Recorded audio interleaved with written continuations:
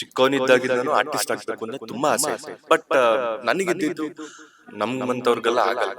ರೋಡಲ್ಲಿ ಹೋಗ್ಬೇಕಾದ್ರೆ ಒಬ್ರಲ್ಲ ಒಬ್ರು ಸಪೋರ್ಟ್ ಮಾಡ್ತಾರಲ್ಲ, ಅಂದ್ರೆ ಈ ತರ ಹೋಗ್ಬೇಕು, ಈ ಕಡೆ ಹೋಗ್ಬೇಕು ಅನ್ನೋ ಒಂದು ಡೈರೆಕ್ಷನ್ ಹೋಗ್ಬೇಕಾದ್ರೆ ನನ್ನ ಆಟಿಟ್ಯೂಡ್ ಹೆಂಗೆ ಅಂದ್ರೆ, ನಾನೊಬ್ನೇ ಬೆಳೆಯೋದಲ್ಲ, ನಾನು ಬೆಳಿಬೇಕು, ನನ್ನ ಜೊತೆ ಇರೋರು ಬೆಳಿಬೇಕು. ಜವಾಬ್ದಾರಿ ಎಲ್ಲ ಅಪ್ಪ ಅಮ್ಮಂಗ್ ಬಿಟ್ಬಿಟ್ಟಿದ್ದೀನಿ, ಮನೆಯವ್ರಿಗೆ ಬಿಟ್ಬಿಟ್ಟಿದ್ದೀನಿ.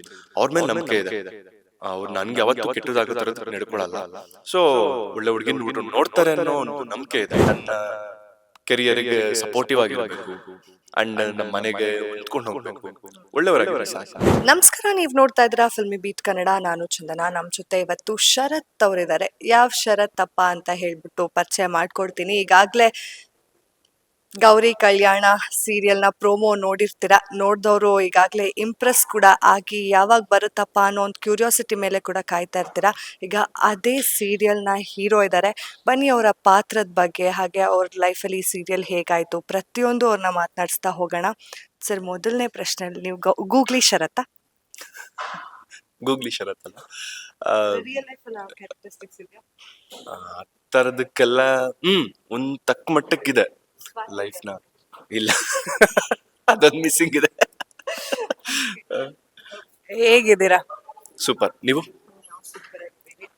ಈಗ ಗೌರಿ ಕಲ್ಯಾಣ ಪ್ರೋಮೋ ಸಿಕ್ಕಾಪಟ್ಟೆ ಒಂದು ಹೈಪ್ ಕ್ರಿಯೇಟ್ ಮಾಡಿದೆ. ಅಂಡ್ ಯಾರಪ್ಪ ಈ ಹೀರೋ ಅಂತ ಒಂದಷ್ಟು ಜನ ತಲೆ ಕೆಡ್ಸ್ಕೊಂಡಿದ್ದಾರೆ ಹೆಣ್ಮಕ್ಳು. ಸೊ ಹೇಳಿ, ಹೇಗಾಯ್ತು ಸೀರಿಯಲ್? ಇದು ಫಸ್ಟ್ ಪ್ರಾಜೆಕ್ಟಾ, ಈ ಹಿಂದೆ ಮಾಡಿದ್ರಾ, ಏನು ಅನ್ನೋದು? ಇಲ್ಲ, ಇದು ನಂದು 5th ಪ್ರಾಜೆಕ್ಟ್. ಅಂಡ್ ಇದು ಬಂದು ನಾನು ಒಂದು ಪ್ರೀವಿಯಸ್ ಪ್ರಾಜೆಕ್ಟ್ ಮಾಡ್ತಾ ಇದ್ದೆ ಉದಯ ಅಲ್ಲಿ. ಸೊ ಅಲ್ಲಿಂದ ರೆಫರೆನ್ಸ್ ಅಲ್ಲಿ ಇಲ್ಲಿ ಬಂದಿದ್ದು. ಹೇಗಾಯ್ತು ಗೌರಿ ಕಲ್ಯಾಣ? ಅಂದ್ರೆ ರೆಗ್ಯುಲರ್ ಆಡಿಷನ್ ಕೊಟ್ಟೆ, ಲುಕ್ ಟೆಸ್ಟ್ ಆಯ್ತು, ಅದರಿಂದ ಓಕೆ ಆಗಿತ್ತು. ಈಗ ಗೌರಿ ಕಲ್ಯಾಣ ಪ್ರೋಮೋ ತುಂಬಾ ಜನಕ್ಕೆ ಇಷ್ಟ ಆಗಿದೆ. ಆ ರೆಸ್ಪಾನ್ಸ್ ಎಲ್ಲ ನೋಡಿದಾಗ ಅಂಡ್ ಅಂದ್ರೆ ಪ್ರೋಮೋ ಎಲ್ಲ ನೋಡಿದಾಗ ಎಲ್ರ ರಿಯಾಕ್ಷನ್ ಹೇಗಿತ್ತು? Friends, family ಎಲ್ರದ್ದು?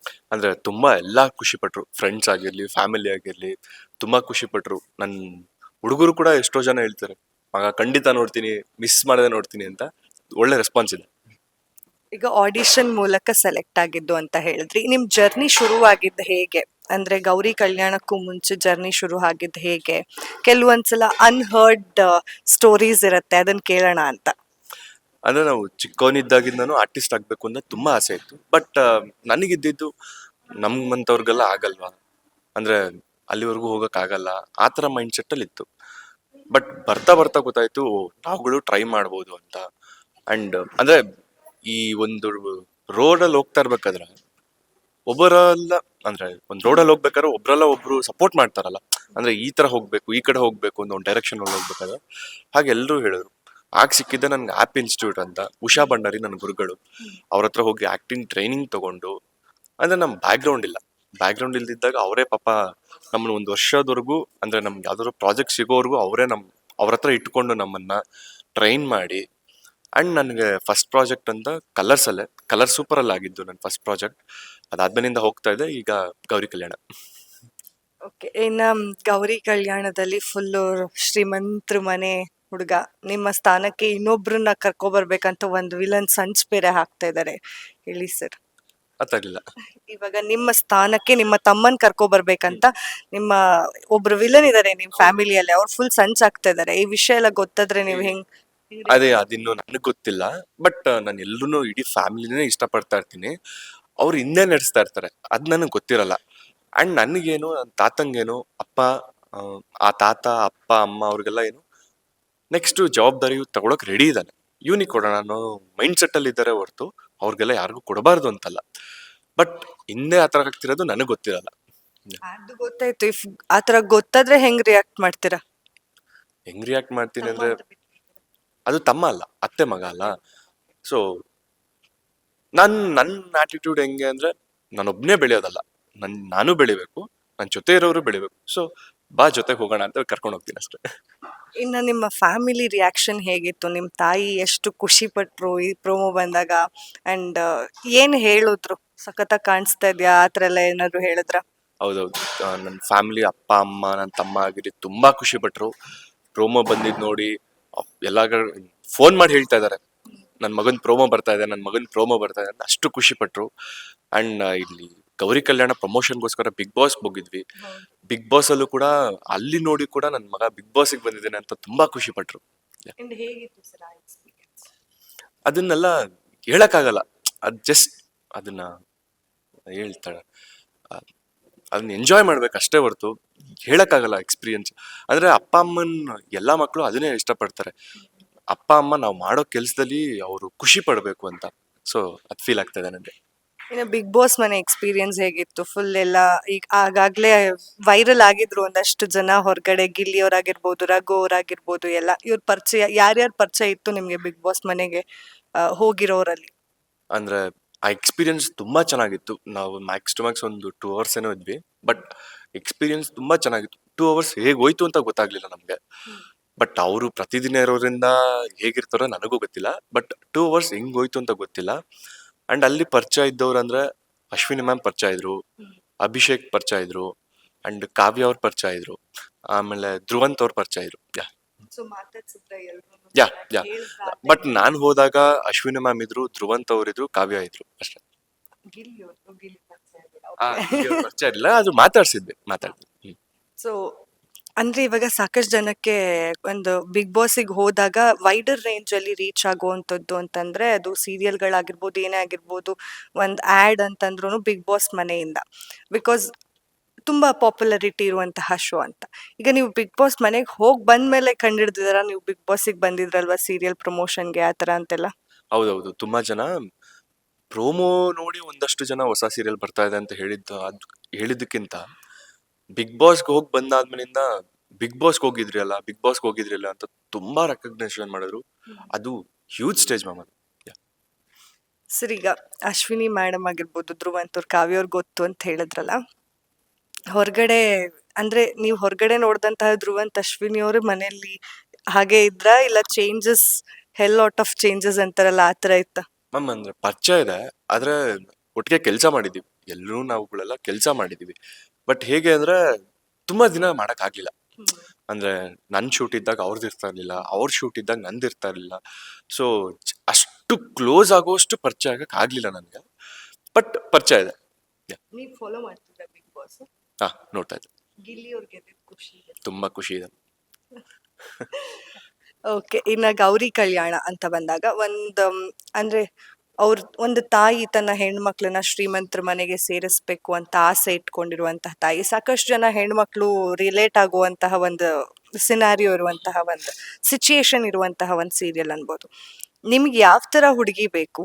ಬಡವ್ರ ಮನೆ ಹುಡುಗಿ ನಡೆಯತ್ತಾ, ಅಥವಾ ಶ್ರೀಮಂತರ ಮನೆ ಹುಡುಗಿನೇ ಇರ್ಬೇಕಾ, ಅಥವಾ ಗುಣ ಇಂಪಾರ್ಟೆಂಟಾ, ಹೇಗೆ? ನನಗೆ ಆತರ ಎಲ್ಲ ಏನು ಕನ್ಸುಗಳಿಲ್ಲ. ವಿವೇಕ್, ನಾನು ಅದನ್ನೇ ಹೇಳ್ತಾ ಇದ್ದ. ನನ್ಗೆ ಆತರ ಎಲ್ಲ ಏನು ಕನ್ಸುಗಳಿಲ್ಲ. ನನ್ ಏನಿದ್ರು, ನಾನು ತಾತ ಅಪ್ಪ ಎಲ್ಲ ನನ್ನ ನಂಬಿ ಜವಾಬ್ದಾರಿ ಕೊಟ್ಟಿದ್ದಾರೆ, ಅದನ್ನು ತುಂಬಾ ಚೆನ್ನಾಗಿ ನಿಭಾಯಿಸ್ಕೊಂಡು ಹೋಗ್ಬೇಕು ಅಂತ. ಆ ಜವಾಬ್ದಾರಿ ಎಲ್ಲ ಅಪ್ಪ ಅಮ್ಮಂಗೆ ಬಿಟ್ಬಿಟ್ಟಿದೀನಿ, ಮನೆಯವ್ರಿಗೆ ಬಿಟ್ಬಿಟ್ಟಿದೀನಿ. ಅವ್ರ ಮೇಲೆ ನಂಬಿಕೆ ಇದೆ, ಅವ್ರು ನನ್ಗೆ ಯಾವತ್ತೂ ಕೆಟ್ಟದಾಗೋ ಥರದಕ್ಕೆ ನಡ್ಕೊಳಲ್ಲ. ಸೊ ಒಳ್ಳೆ ಹುಡುಗಿನ ನೋಡ್ತಾರೆ ಅನ್ನೋ ಒಂದು ನಂಬಿಕೆ ಇದೆ. ಬಟ್ ನನಗೆ ಹೇಗಿರ್ಬೇಕು ಅಂದ್ರೆ, ನನ್ನ ಫ್ಯಾಮಿಲಿ ಅಂದ್ರೆ ಜಾಯಿಂಟ್ ಫ್ಯಾಮಿಲಿ ಇರೋದ್ರಿಂದ ಅದು ಜಾಯಿಂಟ್ ಫ್ಯಾಮಿಲಿಗೆ ಅಡ್ಜಸ್ಟ್ ಆಗ್ಬೇಕು. ಅಂಡ್ ನನ್ಗೆ ಅಂದ್ರೆ ಸಪೋರ್ಟಿವ್ ಆಗಿರ್ಬೇಕು. ನಾನೊಂದು ಟಾರ್ಗೆಟ್ ಗೋಲ್ ಇಟ್ಕೊಂಡಿದ್ದಾಗ ಅಲ್ಲಿಗೆ ಸಪೋರ್ಟಿವ್ ಆಗಿರ್ಬೇಕು. ಅದೇ ನನ್ನ ಫ್ಯಾಮಿಲಿಗೆ ಹೊಂದ್ಕೊಂಡು ಹೋಗ್ಬೇಕು. ಆಸ್ ಎ ಷರತ್ತಾಗಿ ಹೇಳಿ. ಇಲ್ಲ, ಷರತ್ತಾಗಿ ಹೇಳಿದ್ರು ಅದೇ ಅಲ್ವಾ. ಈಗ ನನ್ನ ಕೆರಿಯರಿಗೆ ಸಪೋರ್ಟಿವ್ ಆಗಿರ್ಬೇಕು, ಅಂಡ್ ನಮ್ಮ ಮನೆಗೆ ಹೊಂದ್ಕೊಂಡು ಹೋಗ್ಬೇಕು, ಒಳ್ಳೆಯವರಾಗಿದ್ರೆ ಸಾಕು. ಯಾಕೋ ಸ್ಮೈಲಲ್ಲಿ ಅವೆಲ್ಲ ಮ್ಯಾಟ್ರ್ ಆಗಲ್ಲ. ಹಂಗೆಲ್ಲ ಏನಿಲ್ಲ. ಸರಿ, ನನ್ನ ಕೊನೆ ಪ್ರಶ್ನೆ, ಇವಾಗ ಗೌರಿ ಕಲ್ಯಾಣ ಸೀರಿಯಲ್ ಅಂತಂದಾಗ ಈಗ ಹೊಸದಾಗಿ ಬರ್ತಾ ಇದೆ, ಪ್ರೈಮ್ ಟೈಮ್ ಅಲ್ಲಿ ಬರ್ತಾ ಇದೆ, ಅಂಡ್ ಈಗ ಆಪ್ಷನ್ಸ್ ಜಾಸ್ತಿ ಆಗತ್ತೆ ಜನಕ್ಕೆ. ಹೊಸ ಹೊಸ ಸೀರಿಯಲ್ಗಳು ಬರ್ತಾ ಇರುತ್ತೆ, ಹೊಸ ಕಲಾವಿದ್ರು ಬರ್ತಾ ಇರ್ತಾರೆ, ಒಂದು ಹೆಲ್ದಿ ಕಾಂಪಿಟೇಷನ್ ಈಗಾಗಲೇ ಶುರು ಆಗಿರುತ್ತೆ. ಸೊ ಜನಕ್ಕೊಂದು ಡೈಲಮಾ ಇರುತ್ತೆ, ಯಾಕೆ ನೋಡ್ಬೇಕು ನಾವ್ ಈ ಸೀರಿಯಲ್, ಅಂತದ್ದೇನ್ ವಿಭಿನ್ನತೆ ಇರುತ್ತೆ, ಎಲ್ಲ ಒಂದೇ, ಈ ತರದ ಒಂದಷ್ಟು ಪ್ರಶ್ನೆಗಳಿರುತ್ತೆ. ಅದಕ್ಕೆ ಗೌರಿ ಕಲ್ಯಾಣ ಆ ಸ್ಟೀರಿಯೋ ಟೈಪ್ಸ್ನೆಲ್ಲ ಬ್ರೇಕ್ ಮಾಡಿ ಬರ್ತಿರೋದಾಗಿರ್ಬೋದು, ಯಾಕೆ ಜನ ನೋಡ್ಬೇಕು ಈ ಸೀರಿಯಲ್ನ ಅನ್ನೋದಾಗಿರ್ಬೋದು, ಅಂಡ್ ಯಾವಾಗಿಂದ ನೋಡ್ಬೇಕು ಅನ್ನೋದು ಹೇಳ್ಬಿಡಿ. ಮ್ಯಾಮ್, ಯಾಕೆ ನೋಡ್ಬೇಕು ಅಂದ್ರೆ, ಈಗ ಎಲ್ರದ್ದು ಅದೇ, ಎಲ್ಲಾ ಹೆಣ್ಮಕ್ಳು ತಂದೆ ತಾಯಿ ಕೂಡ ಅದನ್ನೇ ಆಸೆ ಪಡ್ತಾರೆ.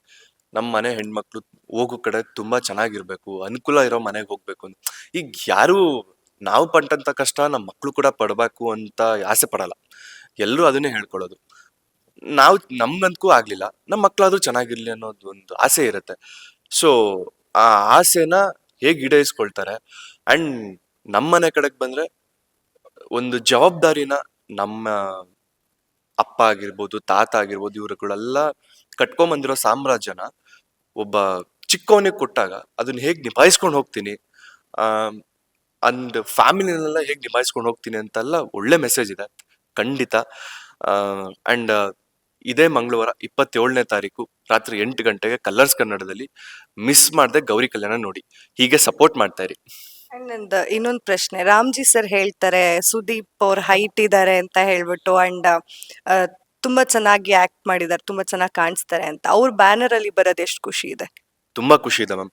ಯಾಕಂದ್ರೆ ಅದೊಂದು ಎಲ್ರಿಗೂ ಆಸೆ ಇರುತ್ತೆ, ಇದೇ ತರ ಪ್ರೊಡಕ್ಷನ್ ಅಲ್ಲಿ ಲಾಂಚ್ ಆಗ್ಬೇಕು, ಅಥವಾ ಈ ಪ್ರೊಡಕ್ಷನ್ ಅಲ್ಲಿ ಕೆಲಸ ಮಾಡ್ಬೇಕು, ಈ ಚಾನೆಲ್ ಅಲ್ಲಿ ಕೆಲಸ ಮಾಡ್ಬೇಕು ಅಂತ. ನನ್ಗೆ ಈ ಕಡೆ ಚಾನಲ್ ಸಿಕ್ಕಿದೆ, ಪ್ರೊಡಕ್ಷನ್ ಹೌಸು ಸಿಕ್ಕಿದೆ, ತುಂಬಾ ಖುಷಿ ಇದೆ. Thank you sir, thank you so much. ನಿಮ್ಮ ಎಲ್ಲ ಪ್ರಾಜೆಕ್ಟ್ಸ್ಗೂ ಅಂದರೆ ಇದೊಂದ್ರ ಜೊತೆ ಎಲ್ಲ ಸಿಗುವಂಥ ಎಲ್ಲ ಪ್ರಾಜೆಕ್ಟ್ಸ್ಗೂ ನಮ್ಮ ಫಿಲ್ಮಿ ಬೀಟ್ ತಂಡದಿಂದ ಆಲ್ ದ ಬೆಸ್ಟ್ ಹೇಳ್ತಿದ್ದೀವಿ. ಆ್ಯಂಡ್ ಏನಾದರೂ ಕೊನೆಯದಾಗಿ ಹೇಳೋದಿದೆಯಾ? And thank you so much ma'am. ಇದೇ ಮಂಗಳವಾರ 27ನೇ ತಾರೀಕು ರಾತ್ರಿ 8 ಗಂಟೆಗೆ ಕಲರ್ಸ್ ಕನ್ನಡದಲ್ಲಿ ನಮ್ಮ ಗೌರಿ ಕಲ್ಯಾಣ ಸೀರಿಯಲ್ ಶುರು ಆಗ್ತಿದೆ. ಎಲ್ಲರೂ ಮಿಸ್ ಮಾಡದೆ ನೋಡಿ, ಸಪೋರ್ಟ್ ಮಾಡಿ. Thank you so much. Thank you sir, thank you thank you.